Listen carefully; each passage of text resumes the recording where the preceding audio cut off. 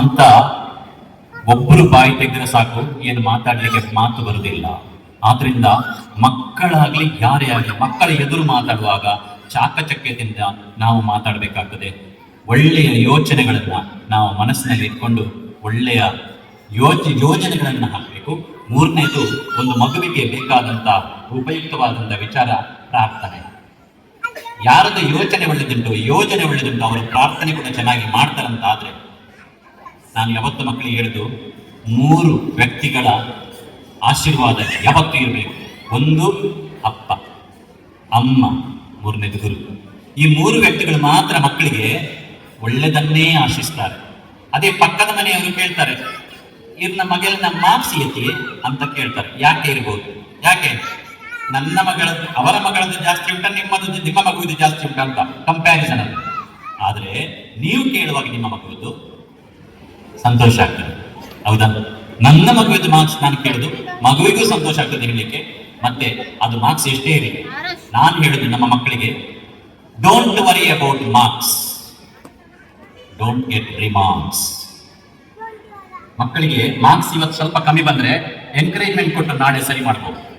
ನನಗೆ ಒಬ್ಬ ಹುಡುಗ ಬಂದಿದ್ದ, 2-3 ವರ್ಷ ಆಯ್ತು ಈಗ, 2ನೇ he came from state board. ನಮ್ದು ICSE ಸ್ಟೇಟ್ ಬೋರ್ಡ್ ಇಂದ ಬಂದವನು. ಅವರ ಪ್ರಶ್ನೆ ಇಷ್ಟೇ, ಸರ್ ನಮ್ಮ ಮಗು ಸ್ಟೇಟ್ ಬೋರ್ಡ್ ನಲ್ಲಿ ಓದಿದ್ದು, ಅವನಿಗೆ ICSE ಓದಲಿಕ್ಕೆ ಆಗ್ತದಾ ಅಂತ.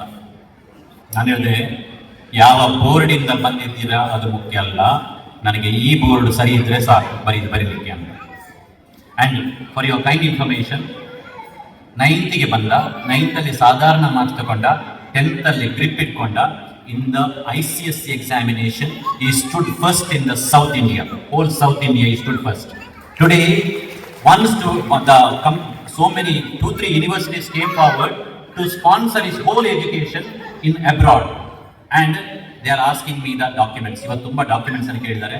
ಅವನು ಈಗ ಒಂದು ಒಳ್ಳೆ ಯೂನಿವರ್ಸಿಟಿಗೆ ಹೋಗ್ತಿದ್ದಾನೆ. ಅಂದ್ರೆ ಯಾರಿಗೂ ಅಸಾಧ್ಯವಾದದ್ದು ಯಾವುದೂ ಇಲ್ಲ. ಮಕ್ಕಳಿಗೆ ಒಳ್ಳೆ ಯೋಜನೆ ಮತ್ತೆ ಪ್ರಾರ್ಥನೆ, 3 ಆಯುಧಗಳನ್ನು ಗಟ್ಟಿಯಾಗಿ ಕೊಡಿ. 4ನೇದು ಮಾತು, ಇದು ಒಳ್ಳೆದಿರ್ತದೆ. ಈ 3 ಒಳ್ಳೆದಿದ್ರೆ 4ನೇದು ಆಯುಧ ಮಾತು ಒಳ್ಳೆದಿರ್ತದೆ. ಈ ಮಾತು ಕೂಡ ಒಳ್ಳೆದಾಯ್ತಂದ್ರೆ 5ನೇ ಆಯುಧ ಕಾರ್ಯ ಒಳ್ಳೆದಾಗ್ತಾ ಹೋಗ್ತದೆ. Nothing can stop us from doing good. ಸಮಾಜದಲ್ಲಿ ಇವತ್ತು ಒಳ್ಳೆತನ ಬರಬೇಕಾಗಿದೆ. ಐ ಟೆಲ್ ಯು, ನಾವು ಇವತ್ತು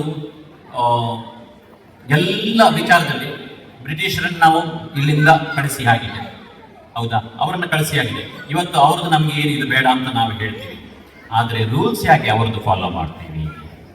ಇದೊಂದು ಮಾತ್ರ ಸಿಸ್ಟರ್ ನನಗೆ ಕ್ವೆಶ್ಚನ್ ಇದೆ ಯಾವತ್ತು ಕೂಡ. ಅಂದ್ರೆ ನಮ್ಮ ಶಾಲೆಯಲ್ಲಿ ಇರೋದು, ನಮ್ಮ ಮಕ್ಕಳು ಬೆಳೆದದ್ದು ಇಲ್ಲಿ, ನಮ್ಮ ಮಕ್ಕಳಿಗೆ ಪ್ರೀತಿಯಿಂದ ಒಳ್ಳೆ ಮಗು ಈ ತರ ಕರೆದು ಒಂದು ದಿವಸ ಬರ್ತಾರೆ, 2 ಸಲ ಬರ್ತೀವಿ. ಮನೆಯಲ್ಲಿ ಕರಿಯ ನೋಡು, ಎಷ್ಟು ಸಲ ಕರೀತಾರೆ ಊಟಕ್ಕೆ, ಎಷ್ಟು ಸಲ ಕರೀತೀರಾ? ಬಲ ಮಗ, ಆಮೇಲೆ ನನಗೆ ಹೌದಾ ತಪ್ಪ ಬರ್ತಾನೆ. ಇಲ್ಲಿಯ ಮಕ್ಕಳು ಇದಕ್ಕೆ ಇಲ್ಲಿಯ ವ್ಯವಸ್ಥೆಗೆ ಸೆಟ್ ಆಗಿದ್ದಾರೆ. ಈಗ ನಾವು ಫಾರಿನ್ ರೂಲ್ಸ್ ಅನ್ನ ಮಾಡಿ ಇಲ್ಲಿ ಮಾಡಿದ್ರಿಂದ ಕೈ ಕಟ್ಟಿ ಆಗಿದೆ. ಟೀಚರ್ಗಳದ್ದು ಮಾಸ್ಟರ್ಗಳದ್ದು ಬಾಯಿ ಕಣ್ಣಲ್ಲಿ ನೋಡ್ಲಿಕ್ಕೆ ಹೀಗೆ ಮಾಡಿದ ಫೋಟೋ ತೆಗೆದ್ರೆ ಹೋಯ್ತು ಆ ಟೀಚರ್ ವರೆಗೆ. ಅದರಿಂದ ಇವತ್ತು ಏನಾಗಿದೆ, ಮಕ್ಕಳಿಗೆ ರೂಲ್ಸ್ ನಾವು ಕೊಡುವಾಗ ಫಾರಿನ್ ರೂಲ್ಸ್ ನಮ್ದು, ಅಂದ್ರೆ ಅಲ್ಲೆಲ್ಲ ಈ ತರ ಮಾಡ್ಲಿಕ್ಕಿಲ್ಲ, ಹಾಗೆ ಮಾಡ್ಲಿಕ್ಕಿಲ್ಲ. ಆದ್ರೆ ನಮ್ಮ ಮಕ್ಕಳಿಗೆ ಇಲ್ಲಿ ಅದು ಸೆಟ್ ಆಗ್ತಾ ಇಲ್ಲ. ಆದ್ರಿಂದ ಎಂತ ಆಗಿದೆ, ನಮ್ದು ಎಲ್ಲ ಅಪ್ಸೆಟ್ ಆಗಿದೆ. ಎಲ್ಲ ಅಪ್ಸೆಟ್ ಆಗ್ಲಿಕ್ಕೆ ಕಾರಣ ನಮ್ದು ಸೆಟಪ್ ಸರಿ ಇಲ್ಲ. ನಾನು ಒಂದು ಪ್ರಶ್ನೆ ಕೇಳ್ತೀನಿ, ಮಕ್ಕಳಿಗೆ ಒಳ್ಳೆ ಪುಸ್ತಕವನ್ನ ನಮ್ಮ ಸಿಸ್ಟರ್ ಕೇಳಿದ್ರೆ ಹೇಳ್ತಾರೆ, ನಮ್ಮ ಮಕ್ಕಳಿಗೆ ಕೆಲಸದ ಪುಸ್ತಕ ಬ್ಯಾಗಲ್ಲಿ ಇಡ್ಲಿಕ್ಕೆ ಗೊತ್ತಿಲ್ಲ. ಇದನ್ನ ಕಲಿಸೋದು ಯಾರು? ಶಾಲೆಯಲ್ಲಿ ಕಲಿಸೋದಾ? ನೀವು ಮನೆಯಿಂದ ಬರುವಾಗ ಪುಸ್ತಕಗಳನ್ನು ಸರಿಯಾಗಿ ಕಲಿಸಿದ್ರೆ ಆ ಮಕ್ಕಳು ಸಿಸ್ಟಮ್ಯಾಟಿಕ್ ಪುಸ್ತಕ ಇದ್ರೆ ನಾನು ಹೇಳ್ತೀನಿ ಅವ್ರಿಗೆ 7 ಮಾರ್ಕ್ಸ್ ತಗೋತಾರೆ. ನಮ್ಮ ಮಕ್ಕಳ ಹತ್ರ ನೀವೊಂದು ಹೋಗಿ ಬ್ಯಾಗಲ್ಲಿ ಇವತ್ತು ಬೇಕಾದ್ರೆ ನಾಳೆ ಟೆಸ್ಟ್ ಮಾಡಿ ಬ್ಯಾಗ್ ತಂದಿಟ್ಟ ಕೂಡಲೇ ಕಣ್ಣು ಮುಚ್ಚಿ ನೀವು ಕೇಳಿದ ಪುಸ್ತಕ ಅವ್ರು ಕೊಡ್ಬೇಕು. ಕೊಟ್ರೆ ಐ ಅಪ್ರಿಷಿಯೇಟ್, ಅದು ಸಿಸ್ಟಮ್ ಕರೆಕ್ಟ್ ಉಂಟು ಅಂತ. ಅದರಿಂದ ಪುಸ್ತಕವನ್ನ ಜೋಡಿಸಿಡ್ಲಿಕ್ಕೆ ಫಸ್ಟ್ ಕಲಿಸ್ಬೇಕು ಮಕ್ಕಳಿಗೆ. ಯಾಕಂದ್ರೆ ನಮ್ಮ ಮಕ್ಕಳಿಗೆ ಫಸ್ಟಿಗೆ ನಾವು ಅದನ್ನು ಪುಸ್ತಕ ಜೋಡಿಸಿ ಕಲಿಸುವ ಮುಂಚೆ ಎಂತ ಮಾಡ್ಬೇಕಂದ್ರೆ, ಯಾರ ಮನೆ ಮುಂದ್ಗಡೆ ಚಪ್ಪಲಿ ಮಕ್ಕಳು ಸರಿ ಇಟ್ಟಿದ್ದಾರೋ ಅವರು ಅವರ ಬ್ಯಾಗಲ್ಲಿ ಪುಸ್ತಕ ಸರಿ ಇಟ್ಟಿದ್ದಾರೆ. ಯಾವ ಮನೆಯಲ್ಲಿ ತಾಯಿ ಚಪ್ಪಲಿ ಸರಿ ಇಟ್ಟು ಒಳಗೆ ಹೋಗಿದ್ದಾರೋ ಅವರ ಮನೆಯಲ್ಲಿ ಕಿಚನ್ ನಲ್ಲಿ ಪಾತ್ರೆ ಕರೆಕ್ಟ್ ಉಂಟು ಅಂತ ಅರ್ಥ. ಇದು ವ್ಯವಸ್ಥೆ. ಅಂದ್ರೆ ಈ ವ್ಯವಸ್ಥೆ ಇವತ್ತೆಂತಾಗಿದೆ ಅಂದ್ರೆ ನಮ್ಮ ಜಾಗ ಬದಲಾಗಿದೆ. ಯಾಕಂದ್ರೆ ಚಪ್ಪಲಿ ನಮ್ಗೆ ಯಾವಾಗ ಬೇಕು, ಒಳಗೆ ಬರುವಾಗ ಪಟ ಇಟ್ಕೊಡುದು ಹೀಗೆ. ಮತ್ತೆ ನಮಗೆ ನೆನಪು ಯಾವಾಗ, ಮರುದಿನ ಹೊರಗೆ ಬರುವಾಗ ಅತಿ ಆಯ್ತು ಉಲ್ಪಯ ಅಂತಿದ್ದಾನೆ, ನಾನು ಚಪ್ಪಲಿ ಹೊಡ್ಬೋದು. ಚಪ್ಪಲಿ ಹೊಡೆಬೋದು ಯಾರಿಗೆ ಗೊತ್ತು, ನಾಯಿ ತಗೊಂಡೋಗಿದೆ ಒಂದು ಪಕ್ಕದ ಯಾವ ನಾಯಿ ಅಂದ್ರೆ ನೆನಪಾಗೋದು ಅವಾಗ. ಇಲ್ಲದಿದ್ರೆ ಕಿಚನಿಗೆ ಅಪರೂಪಕ್ಕೆ ಫಸ್ಟ್ ಟೈಮ್ ಒಂದ್ಸಲ ಗಂಡ ಹೋಗಿದ್ದಾರೆ, ನೀವೆಲ್ಲ ಹೋಗಿದ್ದೀರಾ, ಹೋಗಿ ಮಕ್ಕಳು ಹೇಳಿದ್ದಾರೆ ಇದನ್ನ ಚಾ ಮಾಡಿ ಕೊಡಿ ಅಂತ. ಇವರು ಹೋಗಿ ಹುಡುಕ್ತಾರೆ ಎಲ್ಲೋ ಡಬ್ಬಿ ಎಲ್ಲ ಹುಡುಕಿ ಅತ್ತಿಯ ಒಂದು ಚಾತ ಪಡಿ ಹೊಲ್ದಿದ್ದಾಯ. ಅರೆ ಅವಲೇ ಉಂಡತ್ತಿ, ಅದೇ ನೀವು ತಾಯಿ, ನೀವು ಕಿಚನಿಗೆ ಹೋಗಿ ನೀವು ಕಣ್ಣು ಮುಚ್ಚಿ ತೆಗಿತೀರಿ ಈಗ ಬೇಕಾದ್ರೆ ಎಲ್ಲಿಂದ. ಯಾಕೆ, ನೀವು ದಿನಾ ಅದನ್ನ ಕರೆಕ್ಟಾಗಿ ಉಪಯೋಗಿಸ್ತೀರಾ, ಮತ್ತೆ ಎಲ್ಲಿಡ್ಬೇಕು ಅಲ್ಲೇ ಇರ್ತೀರಾ. ಅದು ವ್ಯವಸ್ಥೆ ಮಾಡಿದ್ದೀರಾ. ಅದೇ ವ್ಯವಸ್ಥೆ ಗೊತ್ತಿಲ್ಲದವರಿಗೆ ಅದು ಅವ್ಯವಸ್ಥೆ ಆಗ್ತದೆ. ಅದರಿಂದ ಮಕ್ಕಳಿಗೆ ಕೂಡ ಅಷ್ಟೇ ಬ್ಯಾಗಲ್ಲಿ ಪುಸ್ತಕವನ್ನ ಚಂದ ಮಾಡಿ ಇಡ್ಲಿಕ್ಕೆ. ಯಾಕಂದ್ರೆ first language, second language, third language, maths, science, social ಇದಿರ್ಬೇಕು. ಕನ್ನಡ ಇದು ಇಂಗ್ಲಿಷ್ ಫಸ್ಟ್ ಲ್ಯಾಂಗ್ವೇಜ್ ಆದ್ರೆ ಇಂಗ್ಲಿಷ್ ಟೆಕ್ಸ್ಟ್ ಬುಕ್ ಅರ್ಸ್ ನೋಟ್ಸ್. ಕನ್ನಡ ಸೆಕೆಂಡ್ ಲ್ಯಾಂಗ್ವೇಜ್ ಆದ್ರೆ Kannada text book notes. Third language Hindi ಆದ್ರೆ third language Hindi text book notes. ಆಮೇಲೆ ಮ್ಯಾಥ್ಸ್ ಟೆಕ್ಸ್ಟ್ ಬುಕ್ ನೋಟ್ಸ್. ಈಗ ಆ ರೀತಿ ಇಟ್ಟರೆ ಬೆನ್ನಿಗೆ ಏನಾಗ್ತದೆ, ನಿಮಗೆ ಕೈ ಹಾಕಿ ತೆಗಿಲಿಕ್ಕೆ ಬರ್ತದೆ ಇಲ್ವಾ ನೋಡದೆ ಆಗ್ತದೆ. ಇದನ್ನು ಕಲಿಸಿ ಆವಾಗ ಮಕ್ಕಳು ನೋಡಿ ತನ್ನಿಂತನಾಗೆ ಅದು ಇಲ್ಲದಿರೋ ಹುಡುಕಿ ನಮ್ಮದು ಹುಡುಕಿಯೇ ಅರ್ಧ ಟೈಮ್ ಹೋಗ್ತದೆ ಯಾವತ್ತೂ ಕೂಡ. ಹುಡುಕಿ ಕನ್ನಡ ಸೋಷಿಯಲ್ ಎಲ್ಲಿ ಮತ್ತೆ ಅಮ್ಮನ ಹತ್ರ ಕೇಳಿ ನೀನು ಯಾರು ತೆಗೆದಿದ್ಯಾ, ಯಾಕೆ ತೆಗಿತಾರೆ, ಅವರಿಗೆ ಅಡಿಗೆ ಮನೆಗೆ ಬೇಕಾ ಬೇಡ. ಸೊ ಮಕ್ಕಳಿಗೆ ನಾವು ಕರೆಕ್ಟ್ ಆಗಿ ಶಿಸ್ತನ್ನ ಕಲಿಸೋದಾದ್ರೆ ಈ ಚಿಕ್ಕ ವಿಷಯಗಳಲ್ಲಿ ಫಸ್ಟಿಗೆ ಮನೆ ಎದುರುಗಡೆ ಶೂಸ್ ಮತ್ತೆ ಚಪ್ಪಲಿ, ಮತ್ತೆ ಇಳಿದು ಒಳಗೆ ಹೋದ್ಮೇಲೆ ಸಾಕ್ಸ್ ಎಲ್ಲಿಡಬೇಕು, ಟೈ ಎಲ್ಲಿಡಬೇಕು, ಇದು ಬಟ್ಟೆ ಬಿಚ್ಚಿ ಎಲ್ಲಿಡಬೇಕು, ಇದನ್ನ ಕರೆಕ್ಟ್ ಕಲಿಸಿ. ಇದಿಷ್ಟು ಕರೆಕ್ಟ್ ನೀವು ಮನೆಯಿಂದ ಮಾಡಿದ್ರೆ ಶಾಲೆಗೂ ಸರಿಯಾಗಿ ಸಿಸ್ಟಮ್ಯಾಟಿಕ್ ಆಗಿ ವಸ್ತುಗಳನ್ನು ಇಡ್ಲಿಕ್ಕೆ ಕಲಿತಾರೆ. ಇಲ್ಲದಿದ್ದರೆ ಮಕ್ಕಳನ್ನ ಶಿಸ್ತುಬದ್ಧವಾಗಿ ಮಾಡ್ಲಿಕ್ಕಾಗಲ್ಲ. ಸೊ ಫೈನಲಿ ನಾನು ಹೇಳೋದಿಷ್ಟೇ, ಇವತ್ತಿನ ಮುಂದಿನ ಪ್ರಜೆಗಳು ನಮಗೆ ಒಳ್ಳೇದಾಗಬೇಕಾದ್ರೆ, ನಮ್ಮ ಮಕ್ಕಳಿಗೆ ಒಳ್ಳೆಯ ಸುಸಂಸ್ಕೃತ ವಿದ್ಯೆ ಸಿಗಬೇಕಾದ್ರೆ ನಾವು ಮಕ್ಕಳಿಗೆ ಚಿಕ್ಕ ಚಿಕ್ಕ ರೀತಿಯಲ್ಲಿ ತರಬೇತಿಯನ್ನು ಕೊಡಬೇಕು, ಎದುರಿಸ್ಲಿಕ್ಕೆ ಕಲಿಬೇಕು. ಚಾಲೆಂಜಸ್ ಎಂತ ಚಾಲೆಂಜ್ ಬಂದರೂ ಮಕ್ಕಳೇನ್ ಮಾಡ್ಬೇಕಂದ್ರೆ ಅವರಿಗೆ ಮಾಡ್ಲಿಕ್ಕೆ ಬಿಡಿ. ನಾವು ಮೊದಲು ಚಿಕ್ಕದಿರುವಾಗ ಆ ಮಣ್ಣಿನ ಮನೆಗಳನ್ನು ಮಾಡಿದಾಗ ನಮ್ಗೆ ಯಾರು ಸಹಾಯ ಮಾಡಿದ್ದಾರೆ, ಅದು ಕೆಲವು ಸಲ ಅದರ ಮೇಲೆ ಅದಕ್ಕೆ ಎಂತಾರು ಬಿದ್ದಾಗ ಅದು ಕಟ್ಟಾದಾಗ ಅತ್ತಾಗ ಯಾರಾದ್ರೂ ಬಂದರೆ ನಾವೇ ಮತ್ತೆ ಸರಿ ಮಾಡಿದ್ವಿ. ಇವತ್ತು ಎಲ್ಲ ನೀವು ಎಂತಾದ್ರು ಕೊಡಿ ಅದನ್ನ ಪೂರ ಪೇರೆಂಟ್ಸ್ ಮಾಡಿ ಕಳ್ತಾರೆ, ಮಾರ್ಕ್ಸ್ ಯಾರಿಗೆ ಕೊಡ್ಬೇಕು ಗೊತ್ತಿಲ್ಲ. ಅದು ಹಾಕಬಾರ್ದು. ಮಕ್ಕಳ ಕೆಲಸಗಳನ್ನ ಮಕ್ಕಳಿಗೆ ಮಾಡ್ಲಿಕ್ಕೆ ಬಿಡಿ. ಮತ್ತು ಬೆನ್ ಜಾನ್ಸನ್ ಒಬ್ಬ ಮಹಾಕವಿ. I love him so much because of his writing.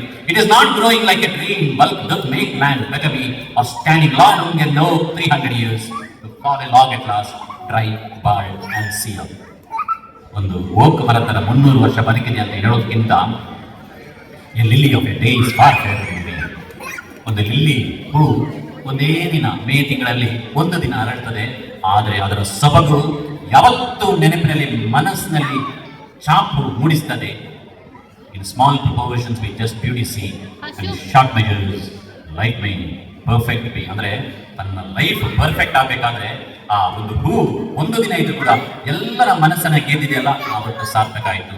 ಅದೇ ರೀತಿ ನಮ್ಮ ಮಕ್ಕಳ ಬಾಳು ಸಾರ್ಥಕ ಆಗಬೇಕಾದ್ರೆ ಅವರ ದಿನನಿತ್ಯ ಕಾರ್ಯದಲ್ಲಿ ನೀವು ಕೂಡ ಅವರಿಗೆ ಮೋಟಿವೇಶನ್ ಕೊಡಿ, ಒಳ್ಳೆ ವಿಚಾರಗಳನ್ನು ಮಾತಾಡಿ, ಅವರಿಗೆ ಎಂಕರೇಜ್ಮೆಂಟ್ ಕೊಡುವಾಗ ಯಾವುದೇ ಕಾರಣಕ್ಕೂ ಯಾರನ್ನು ಹೀಯಾಳಿಸಬೇಡಿ, ಯಾರ ಬಗ್ಗೆನೂ ಕೆಟ್ಟದ್ದಾಗಿ ಮಾತನಾಡಬೇಡಿ. ಟೀಚರ್ಗಳ ಬಗ್ಗೆ ಆ ಟೀಚರ್ ಒಂದು ಅದ್ರಲ್ಲಿ ಬೇಡ ನಮಗೆ. ಟೀಚರ್ ಆಗಿರಲಿ, ಅವರಿಗೆ ಏನು ಕಲಿಸ್ಲಿಕ್ಕೆ ಅವ್ರು ಕಲಿಸ್ತಾರೆ. ನಾವು ಕಲಿಸ್ಬೇಕಾದಿಷ್ಟೇ, ನಮ್ಮ ಮನೆಯಲ್ಲಿ ನೀನು ನನ್ನ ಮಗಳು ನನ್ನ ಮಗ ನನ್ನನ್ನು ನೋಡಿ ಕಲಿಬೇಕು, ನಾನು ಹೀಗಿದ್ದೀನಿ, ನೀನು ಕೂಡ ಇದೇ ರೀತಿಗೆ ನಾನು ಇಷ್ಟಪಡ್ತೀನಿ ಅಂತ ನಾವು ಯಾವಾಗ ಜವಾಬ್ದಾರಿ ಪೋಷಕರು ತಗೋತೀವೋ ಆ ದಿನ ನಮ್ಮ ಮಕ್ಕಳು ನಮ್ಮ ತರ ನಮ್ಮ ರೀತಿಯಲ್ಲಿ ನಮ್ಮದೇ ತದ್ರೂಪಿಗಳಾಗಿ ಮುಂದೆ ಒಳ್ಳೆಯ ಸಜ್ಜನರಾಗಿ ಬಾಳಲಿಕ್ಕೆ, ನಮ್ಮ ದೇಶಕ್ಕೆ ಕೊಡುಗೆಯನ್ನು ಕೊಡುವಂತ ವ್ಯಕ್ತಿಗಳಾಗ್ತಾರಂತ ಹೇಳ್ತಾ ಎಲ್ಲ ಇಲ್ಲಿಯ ವಿದ್ಯಾರ್ಥಿಗಳಿಗೆ ಒಳ್ಳೆಯ ಶಿಸ್ತುಬದ್ಧ ಶಿಕ್ಷಣ ಕೊಡುವಂತ ಎಲ್ಲ ಮುಖ್ಯ ಶಿಕ್ಷಕರಿಗೆ, ಎಲ್ಲ ಶಿಕ್ಷಕರಿಗೆ ಮನದಾಳದ ಅಭಿನಂದನೆಗಳನ್ನು ಸಲ್ಲಿಸ್ತಾ, ಬೇಸರದ ಸಂಗತಿ ಇಷ್ಟೇ, ಇಲ್ಲಿ ಬಂದು ಪ್ರೈಸ್ ತಗೊಂಡುವಾಗ ಮಕ್ಕಳಿಗೆ ಕ್ಲಾಪ್ ಕೊಟ್ಟವರು ಕೆಲವರು 1-2 ಜನ ಮಾತ್ರ. ಇಷ್ಟು ಜನರು ಈಗ ಕ್ಲಾಪ್ ಕೊಡ್ತೀರಾ? ಆದ್ರೆ ಇದು ಕೂಡ ಸರಿಯಾಗಿಲ್ಲ, ಅದರಲ್ಲಿ ಶಿಸ್ತಿಲ್ಲ. ಈಗ ನಾನು ಲಾಸ್ಟಿಗೆ ನೀವು ಎಲ್ಲರಿಗೆ ಒಳ್ಳೆ ಕ್ಲಾಪ್ಸ್ ಕೊಡಬೇಕು. ಇದು ಸಿಸ್ಟರ್ ನಿಮಗೆ, ಫಾದರ್ಗಳಿಗೆ, ಇಲ್ಲಿಯ ಕರೆಸ್ಪಾಂಡೆಂಟ್ ಅವರಿಗೆ, ಎಲ್ಲ ಮಕ್ಕಳಿಗೆ, ಎಲ್ಲ ಶಿಕ್ಷಕಿಯರಿಗೆ. ಮರದಲ್ಲಿ ತುಂಬಾ ಹೂವಾಗಿದೆ, ಮರದಲ್ಲಿ ತುಂಬಾ ಹೂವಾಗಿದೆ. ಈಗ ಹೂ ಎಲ್ಲ ಕೆಳಗೆ ಬೀಳಬೇಕು. ನಾನು ಒಂದು ಸಲ ಅಲ್ಲಾಡಿಸುವಾಗ ಒಂದು ಕ್ಲಾಪ್ ಕೊಡಬೇಕು, ಇನ್ನೊಂದು ಸಲ ಅಲ್ಲಾಡಿಸಿದ್ರೆ ಇನ್ನೊಂದು ಕ್ಲಾಪ್ ಕೊಡಬೇಕು. ನನ್ನ ಕೈಗೆ ಎಷ್ಟು ಸ್ಪೀಡ್ ಅಲ್ಲಾಡ್ತದೆ ಅಷ್ಟು ಕ್ಲಾಪ್ ಕೊಡಬೇಕು. ಕೊಡ್ಬೋದಾ? ರೆಡಿ ಇದೆಯಲ್ಲ? ಎಲ್ಲ ಕೈ ರೆಡಿ ಇರಲಿ. ನಿಮ್ಮ ಶಾಲೆಯ ಮಕ್ಕಳಿಗೆ ನೀವು ಕೊಡುವಂತೆ ಎಂಕರೇಜ್ಮೆಂಟ್. ಒಂದೇ ಒಂದೇ